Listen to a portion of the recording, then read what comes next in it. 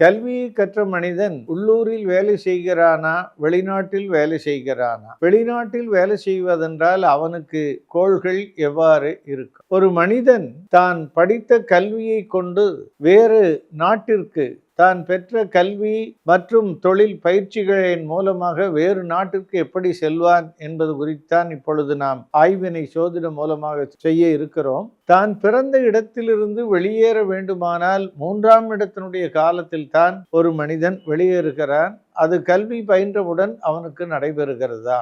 நீண்ட பயணத்தை செல்ல வேண்டுமானால் 100 கிலோமீட்டருக்கு மேலே செல்ல வேண்டுமானால் அவனுக்கு 9ஆம் இடத்தினுடைய கோள்களுடைய இயக்கம் திசாபுத்திக்குள்ளே வர வேண்டி இருக்கிறது. பல ஆயிரக்கணக்கான லட்சக்கணக்கான கிலோமீட்டரை கடக்கிறான், கடலை கடக்கிறான் என்றால் 12ஆம் இடத்தோடு தொடர்பு கொள்ள வேண்டும். ஒரு மனிதனுடைய லக்னம் என்னவோ அதோடு 12இல் ராகு கோள் இருக்குமானால், ராகுவனுடைய நட்சத்திரங்களில் திசாபுத்திகள் நடக்குமானால் அந்த மனிதன் தான் பிறந்த தேசத்திலிருந்து வெளிநாடு செல்லுகிறார். காலபுருஷ லக்னத்திற்கும் 12ஆம் இடமாகிய மீனத்தில் ராகு இருக்குமானால் அந்த ராகு நட்சத்திரங்களில் திசை நடத்துகின்ற பொழுது அவனை கடலை கடந்து வெளிநாட்டுகளில் வேலை செய்கிறான் என்பதை நாம் இந்த ஜாதக ஆய்வின் மூலம் இந்த உலகுக்கு தெரியப்படுத்துகிறோம்.